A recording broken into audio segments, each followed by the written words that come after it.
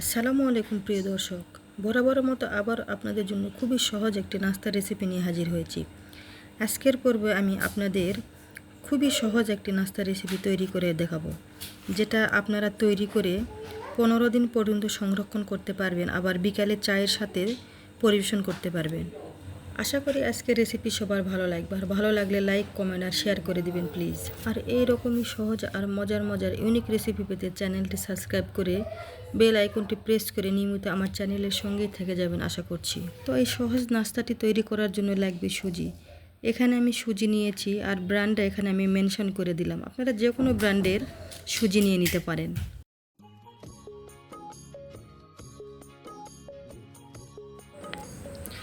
এখানে আমি চায়ের কাপ দিয়ে মেপে 1 কাপ সুজি নিয়ে নিব, আর হাফ কাপেরও একটু কম ময়দা দিয়ে দিব।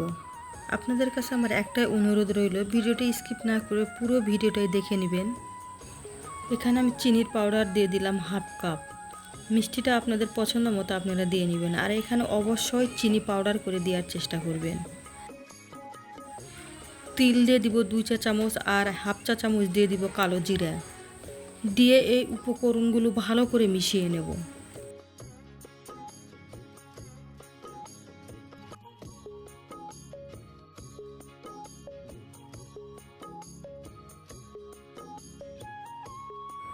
যখন এই উপকরণগুলো ভালো করে মিশিয়ে নেওয়া হয়ে যাবে, তখন আমি এখানে দিয়ে দিব 1/4 কাপ সয়াবিন তেল, দিয়ে আবারও ভালো করে মিশিয়ে নিব।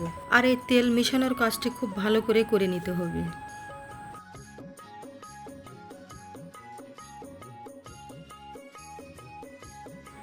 6 থেকে 7 মিনিট ধরে তেলের সাথে এই সুজিগুলো ভালো করে মিশিয়ে নিব। যখন মেশানো হয়ে যাবে, ঠিক সে পর্যায়ে অল্প অল্প করে দুধ দিয়ে একটি ডো তৈরি করে নেব।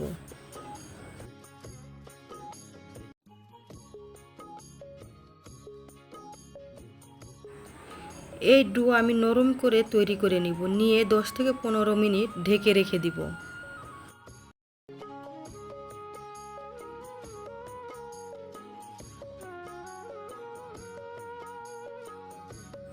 ফিরে এলাম 15 মিনিট পর, আর এসে দেখেন সুজিগুলো তেল আর দুধের সাথে ফুলে উঠে কীরকম ডোটি শক্ত হয়ে গেছে।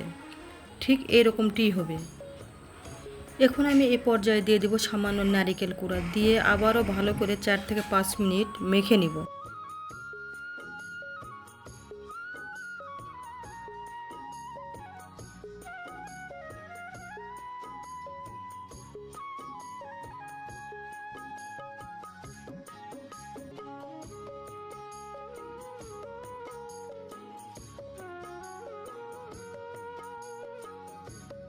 এই ডো এখন আমি দুটি ভাগে ভাগ করে নিলাম, নিয়ে একটি রুটি বেলে নিব। আর এই রুটিটি খুব বেশি পাতলাও হবে না, আবার খুব বেশি মোটাও হবে না, মিডিয়াম আকারে একটি রুটি বেলে নিব।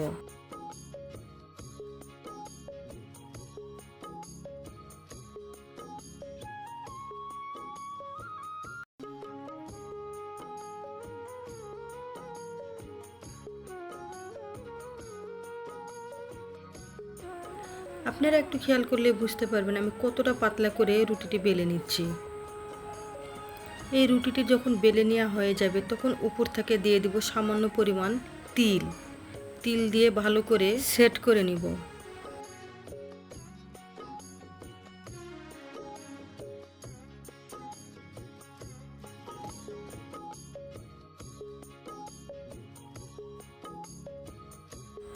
এরকম একটি কাঁটা চামচের সাহায্যে ডিজাইন করে নেব।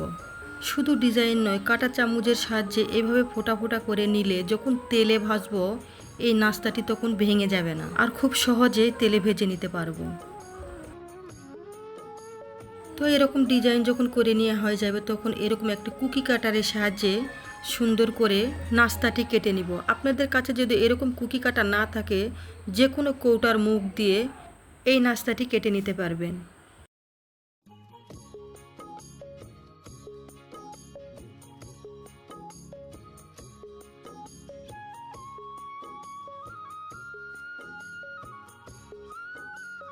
এভাবে সব নাস্তাগুলো কেটে নেওয়া হয়ে গেলে সাইড থেকে এগুলো তুলে নিব।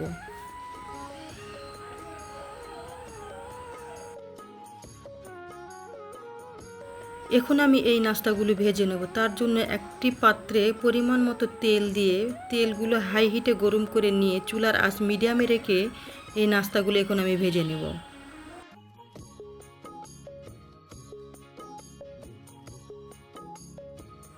নাস্তাগুলো উল্টে পাল্টে এখন আমি ভেজে নিব। আর উল্টানোর সময় একটু সাবধানতা অবলম্বন করে নাস্তাগুলো উল্টে নিতে হবে, যাতে নাস্তাগুলো ভেঙে না যায়।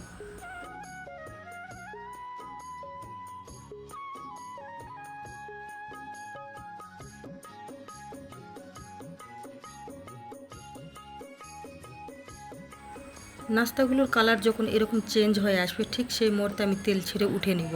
নাস্তাগুলো তেল থেকে উঠিয়ে নেওয়ার সময় চুলার আঁচ অবশ্যই লো আঁচে রাখতে হবে, নইলে বাকি নাস্তাগুলো পুড়ে যাবে।